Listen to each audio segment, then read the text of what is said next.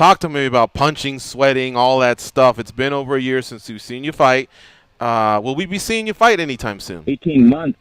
18 months. Yeah. Well over a year. Why the hiatus? Well, because, number one, nobody told me this thing was a dangerous sport. So, basically, I had some injuries, man, and I had to get them taken care of, and I had a couple of surgeries go wrong. So I had 4 operations on my wrist, and the first 2 didn't work, and it was a repair thing. So it was a scapholunate ligament, so it's kind of like the ACL of your wrist, and I guess it's small and it's a pain in the ass, and that's exactly what it's been. So, but it's all healed, and I'm back in training, back punching, back kicking, getting in shape, and then when I have my medical release, I can call up Joe and line up the next opponent. But in the time off, I've done some other stuff. And just to clear that up, though, you 2015 for sure you'll be fighting then, it sounds like? Yeah, most likely. Cool. Is there somebody you want to lace them up against? No, I don't have anybody specific. All right. Well, it'll be great to see you back. It sucks that you had to go through 4 surgeries, but it sounds like everything is now tip-top. So let's that last one was my 11th since June 19th of when I fought in the Ultimate Fighter. 11th surgery? Since then. Wow. 11 surgeries where I went under the knife, not like where they put me out. Talk to us a little bit about this program and how you got involved. I'll talk to you.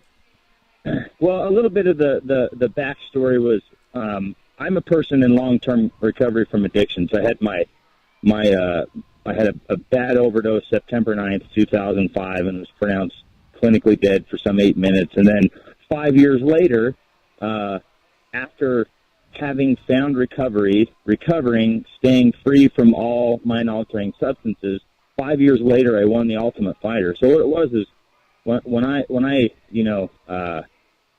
I was ashamed of it, and I didn't want to tell anybody. And then somebody made it apparent to me, Court, you know how inspiring it is to me.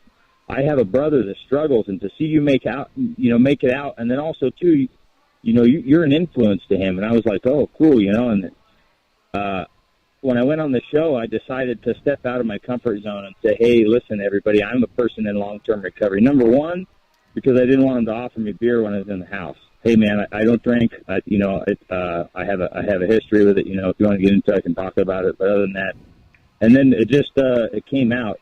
And then the response from that after winning the show was the ESPN documentary, and I was on the cover of a bunch of magazines, a bunch of stories were written, and I didn't shut the door on it.